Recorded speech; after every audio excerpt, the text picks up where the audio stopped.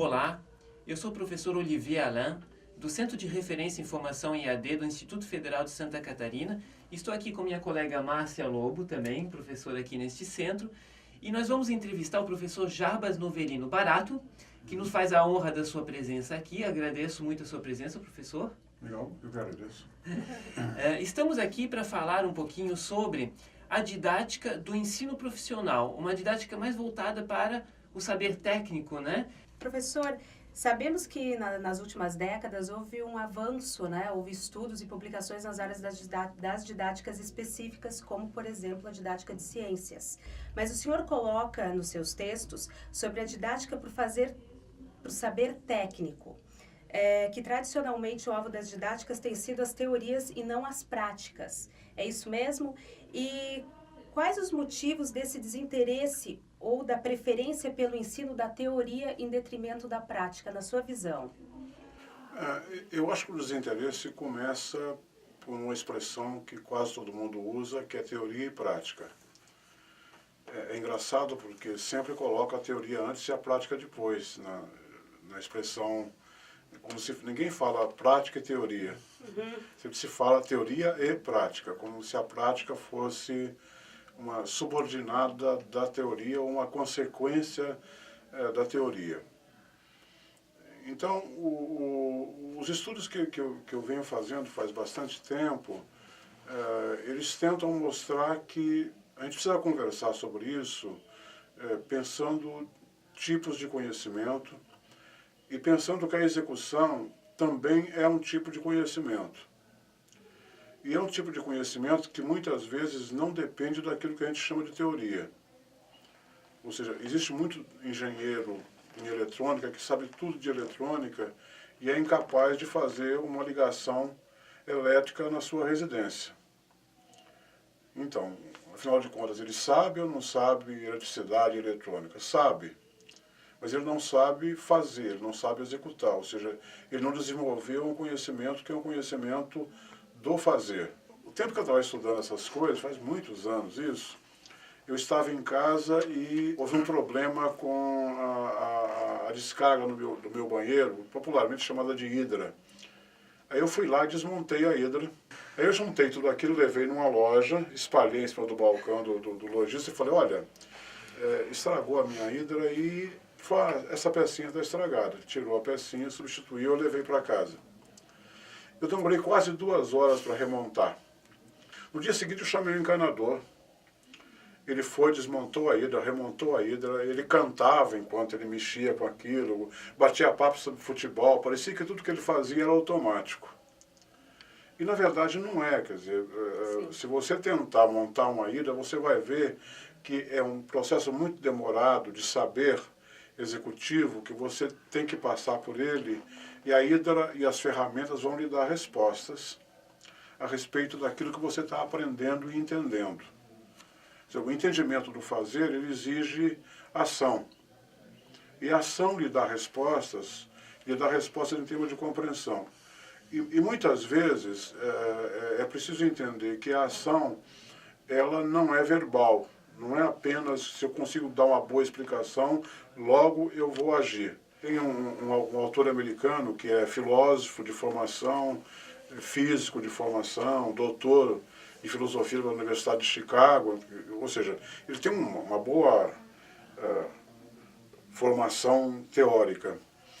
E ele escreveu um livro muito bonito sobre mecânica de motocicleta, que é o que ele anda fazendo atualmente. Ele abandonou toda a carreira acadêmica e comprou uma lojinha que conserta motos antigas e ele trabalha como mecânico de moto.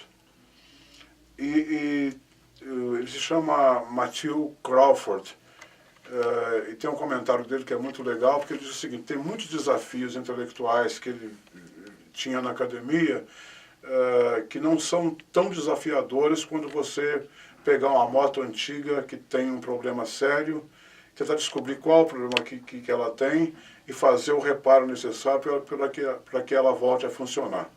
Ele fala que muitas vezes isso é um desafio intelectual muito grande, embora para quem vê de fora acha que ele é apenas um prático. Então, a gente poderia dizer que, na verdade, para o senhor, esse par teoria e prática, ele nem é suficiente para a gente dar um embasamento para refletir uma didática, né, própria para o ensino técnico. Seria isso? Radicalizando, sim. Porque vem de uma longa tradição, mais ou menos de caráter mecanicista, né? Antigamente existia um desenho animado que tinha um grande robô e dentro da cabeça dele tinha um menino que mexia as polias todas para o robô se movimentar. O robô fazia coisas fantásticas, era um super-herói, mas ele só funcionava porque lá dentro da cabeça tinha uma mente que fazia o corpo funcionar. Isso é um entendimento equivocado, porque despreza, por exemplo, a gente como organismo dentro de um ambiente. Você aprende dentro de um ambiente não só porque você tem uma mente, mesmo que brilhante. Você aprende dentro de um ambiente porque você tem um corpo, que ocupa um espaço, que mexe com as coisas, que lhe dá resposta, que lhe traz sentimentos, lhe traz reações e tudo mais. E isso, às vezes, não é valorizado, não é pensado, né? É pensado como se... Em educação, muitas vezes, a gente fica pensando que você está educando o cérebro dentro de uma garrafa. Essa reflexão, esse modo de pensar, teoria e prática, é a teoria que sempre acaba se sobrepondo à prática, né? Ela leva a vários equívocos, até mesmo no fazer, né, didático. O senhor coloca essa questão do... você tem que ensinar para alguém que está estudando enfermagem, né, como uma técnica de lavar as mãos, certo? E aí, às vezes, a gente ensina isso separado da teoria, ou seja, você ensina a teoria de micro-organismos, por exemplo, a microbiologia, e depois é que vai ensinar a técnica de lavar as mãos. E o senhor comenta que aí se perde muito nessa separação da teoria e prática, que a gente chamaria de teoria e prática, né? Então, a pergunta seria assim, quais são esses equívocos mais comuns que essa separação gera, né? E como é que a gente poderia evitá-los? Deixa eu contar um caso sobre isso, né? Num trabalho que eu fiz com docentes da área de salão de beleza, o que a gente desenvolvia no projeto era que os professores davam uma aula. E outros professores assistiam e a equipe que eu coordenava em termos de investigação também assistia. A gente não falava nada a respeito de teoria e prática, os professores organizavam o seu trabalho e mostravam o seu trabalho mais ou menos como eles faziam. Duas professoras organizaram um trabalho muito bem feito, didaticamente muito arrumadinho, sobre tipos de cabelo. Bom, deram essa aula, usaram flipchart na época, usaram ilustrações, usaram material escrito, usaram ilustração, usaram tudo que podiam utilizar para mostrar o que elas estavam falando e o que estavam apresentando naquela aula. E a gente fez alguns comentários, aí eu fiz um comentário que era o seguinte: existiam 36 pessoas na sala. Em nenhuma ocasião elas sugeriram que nós, que fazíamos o papel de alunos, manipulássemos o cabelo das pessoas presentes. Você sabe que tem cabelo fino e grosso, você sabe como descrevê-lo, mas quando você vê você não sabe o que fazer com ele, você não sabe se é fino ou se é grosso. Para fazer isso, você tem que muitas vezes manipular o cabelo. Se você mantiver a distinção teoria e prática, isso é teoria, tá? Isso, entre aspas, não é prática. Aí eu fiz a pergunta e falei: professor, é o seguinte, isso aqui é uma aula teórica. A manipulação de cabelo só vai acontecer numa aula prática. Ou seja, isso coloca uma questão que é uma questão de caráter didático, de você considerar um conteúdo e classificá-lo como teórico e achar que ele tem que ter um tratamento em que você não utiliza, por exemplo, o tato e a visão para trabalhar categorias de classificação. Então, há um certo mal que a categorização em teoria e prática faz, porque as pessoas passam a entender isso de uma maneira que teoria é uma abstração em que você usa apenas a mente, e prática onde você coloca em prática, entre aspas, aquilo que você aprendeu.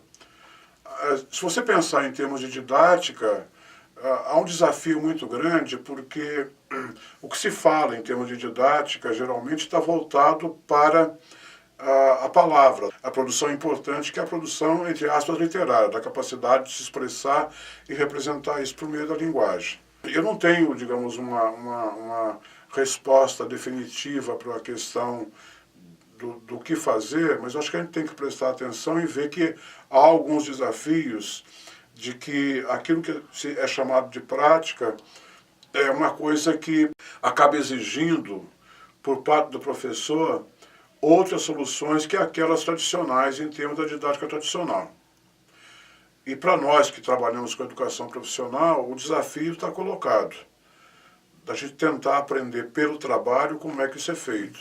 Talvez a gente pudesse pensar que isso está ligado também a uma certa compreensão da técnica enquanto um mero operar, quando na verdade a técnica é algo complexo, né?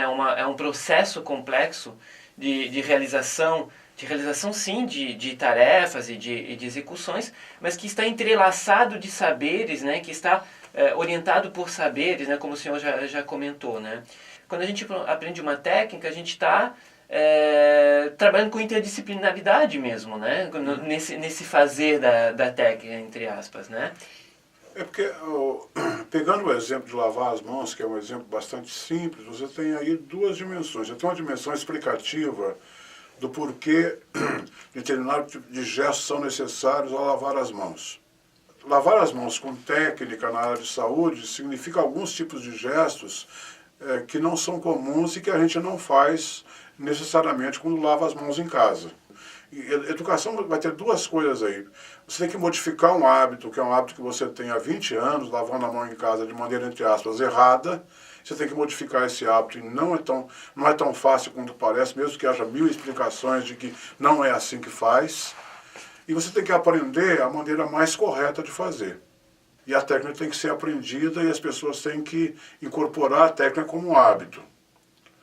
Brincando, quer dizer, para incorporar a técnica como um hábito, além de você entender e compreender que aquilo é necessário, você tem que fazer aquilo 1, 2, 3, 4, 5, N vezes até incorporar aquilo como hábito. Uhum. Eu vou entrar na próxima questão, Sim. Porque tem muito a ver com o que o senhor está falando. No seu texto, Em Busca de uma Didática para o Saber Técnico, o senhor diz que as aulas que envolvem processos ou técnicas para obtenção de determinado resultado, elas necessitam e demandam processos específicos de aprendizagem, que é muito interessante. Mas o senhor poderia falar um pouco mais sobre isso para a gente? Sobre esses processos específicos de aprendizagem?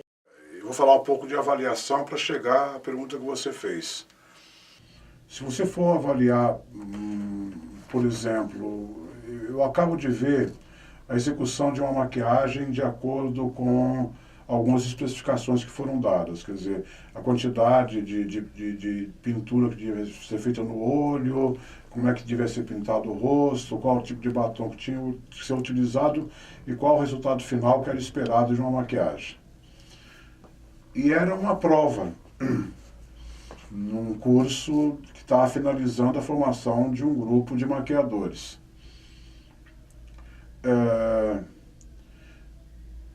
Eu achei interessante porque na avaliação o professor apenas filmou o resultado, ele disse que depois ia ver o resultado e daria a nota para o resultado.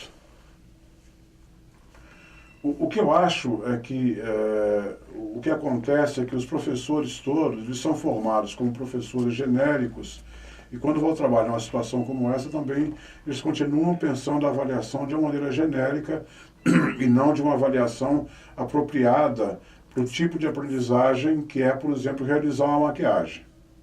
Eu sinto um pouco que os professores não desenvolvem instrumentos de avaliação adequado para esse tipo de aprendizagem. Embora eles trabalhem as suas aulas, digamos, de maneira, suponho eu, bastante adequada. Mas eles não conseguem entender que esse tipo de saber teria que ter uma avaliação em termos de qual é o resultado final e de como é que eu posso fazer o julgamento em cima do resultado final, mas pegando bem características e não apenas pegando uma impressão geral do que é que foi feito. E o mais engraçado da história é que alguns alunos percebem isso. Então, uma aluna perguntou para ele, professor, vai ter feedback do nosso trabalho? Ele falou, não, não tem. Eu não tenho tempo para isso. E esse é um tipo de situação em que a ação provoca um resultado. E é claro, se você tentou fazer na direção do resultado esperado, uma das coisas que você espera é que alguém lhe diga, olha, ficou bom, sim, não tá ficou certo, bom. que oriente. Esse teu uso de batom provocou uma mancha de tal e tal tipo que não é permitida. Da próxima vez, por favor, você faça o contorno de outra maneira e assim por diante. Sim. Eu já vi situações um pouco mais extremadas do que essa, em que você ensina a ação e você cobra depois por escrito, que foi que as pessoas aprenderam. Tem um projeto antigo dos anos, acho que anos 40 em Los Angeles, que era aula de geografia no ar.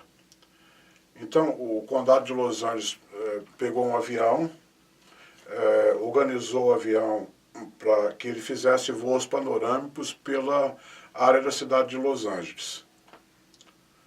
Bom, para os alunos terem uma ideia da área onde eles viviam desde o ar. Lindo isso, né? Uhum. Aí tem uma fotografia desse avião.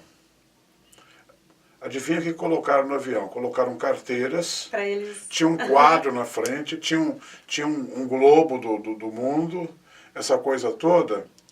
E você olha a fotografia, o avião sobe e tinha uma professora dando aula sobre Los Angeles, mas no quadro negro e ilustrando aquilo. O avião não tinha janela panorâmica para que as pessoas pudessem ver o que estavam sobrevoando. A gente tem uma dificuldade grande de entender que determinados tipos de saberes têm que ter um tratamento adequado ao tipo de conhecimento que a gente vai aprender.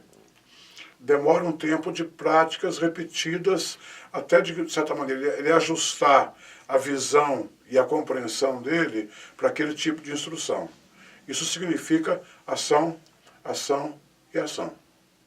Estávamos conversando há pouco, né, fora das câmeras, sobre a importância da praxis, né, da passagem ao ato, né, na aprendizagem das técnicas. O senhor coloca, inclusive, e aí a gente já coloca algumas, eu não vou dizer dicas, né, mas algum possível processo, né, de ensino. Quando a gente fala em técnica, quando a gente fala a técnica, inclusive o senhor coloca assim que a técnica é um processo. E ela é muito complexa de se ensinar justamente porque ela é um processo que envolve justamente várias dimensões de conhecimento, né? E aí o senhor coloca aqui que uma possibilidade, né, de delineamento didático seria, então, uma apresentação sintética do processo, né, que a pessoa tem que entender o que é o processo na sua generalidade, né? Uma análise de passos e operações, que seria um segundo passo, né? Quer dizer, como é que eu vou ensinar algo se eu não analiso bem, como o senhor estava colocando, né, a respeito do cabelo, do lavar a mão, né? Uma demonstração comentada que vai além do simples ver, né, do simples perceber, talvez. Aí eu estou fazendo uma interpretação, né? Você pode me corrigir. Aí você coloca uma praticagem dos aprendizes, né, que é essa dimensão da experiência, né? O senhor usa essa palavra praticagem, né? E também, claro, essa avaliação. E essa avaliação que deveria ter essa dimensão de avaliar realmente aquilo que se deve aprender, não apenas aquela avaliação consensuada numa didática geral. Esse poderia ser um procedimento comum? Isso é uma sugestão baseada em estudos que foram feitos por alguns autores, sobretudo autores gringos, que estudaram processo técnico. Me parece que eles pegaram com clareza que quando você aprende um processo, durante a aprendizagem, você desenvolve muita análise. É um caminho longo, né, de muitas explicações, e essas explicações têm um caráter analítico. Então, uma das possibilidades que você tem de organizar a aprendizagem de técnicas, você facilitar para quem está aprendendo essa possibilidade de utilizar a análise para ir fazendo exercício e ir aprendendo.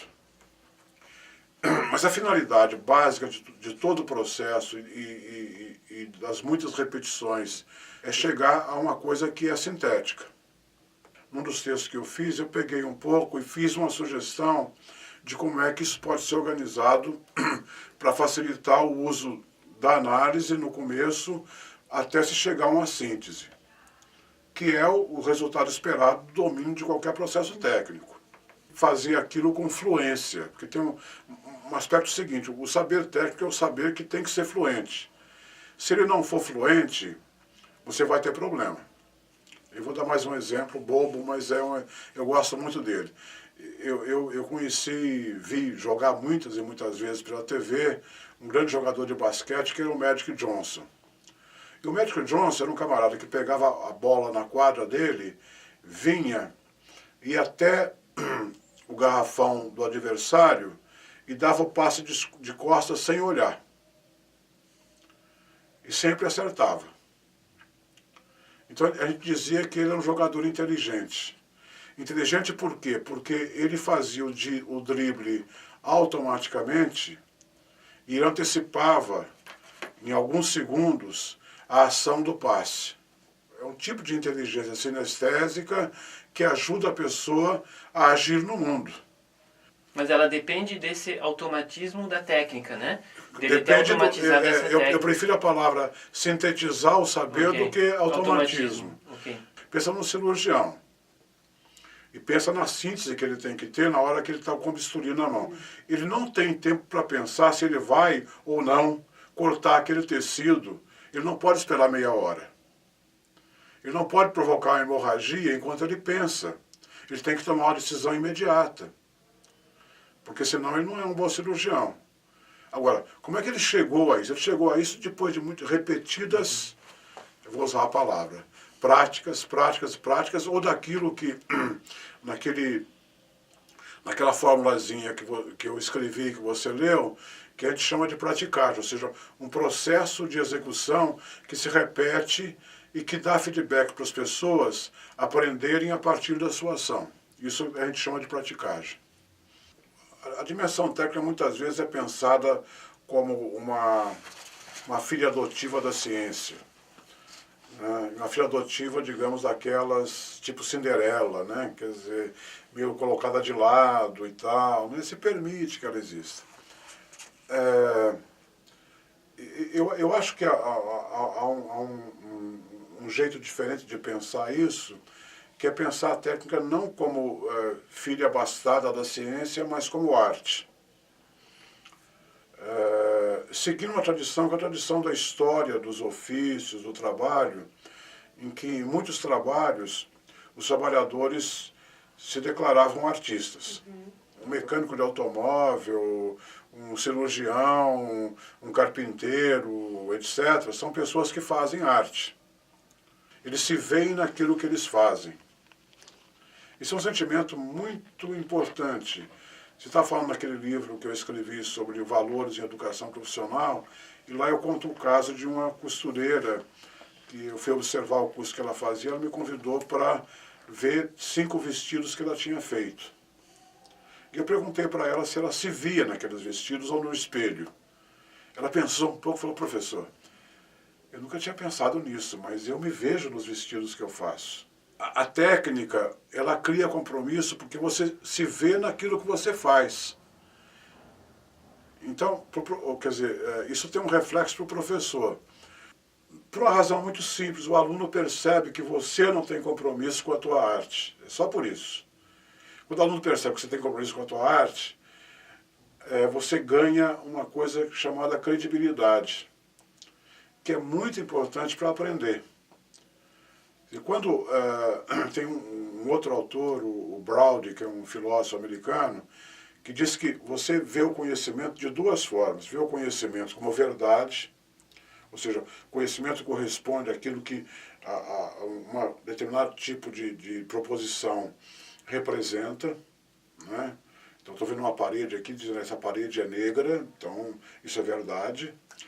A outra coisa que o Braude diz é o seguinte, na comunicação que você faz de um saber, as pessoas têm que perceber também a autenticidade. Ou seja, que você acredita naquilo que você está comunicando. Isso tem relação com aquilo que eu chamei de arte por parte do professor de educação profissional. Se ele for autêntico, os alunos acreditam muito, e isso ajuda muito em termos de motivação.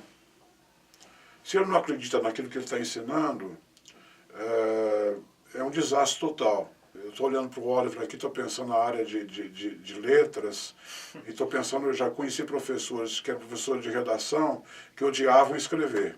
Tem que aprender um pouquinho dessa paixão por essa dimensão estética. O senhor coloca isso no seu livro, né? É. O trabalho, a técnica, ela tem uma dimensão estética, tem uma dimensão ética, né?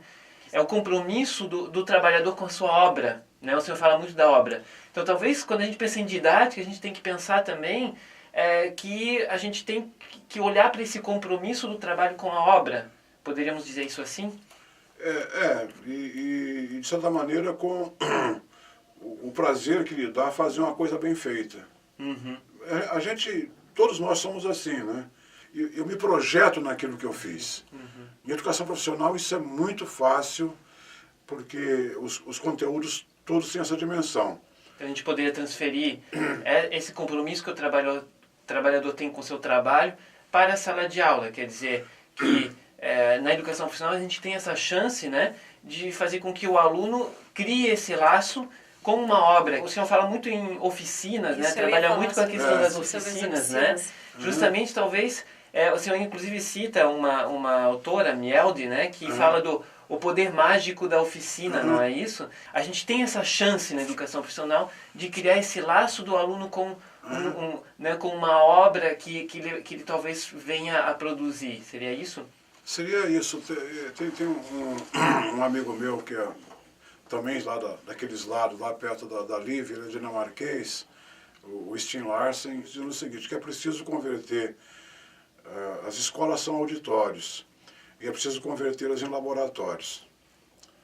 E ele fala, não adianta muito ter um bando de recursos eletrônicos, né, porque se apenas converte o auditório, que antes não tinha alto-falante, agora tem alto-falante. Agora ele tem imagem, agora ele tem um monte de... continua sendo auditório. E ele sempre propõe, a gente tem que repensar a escola porque ela seja um laboratório.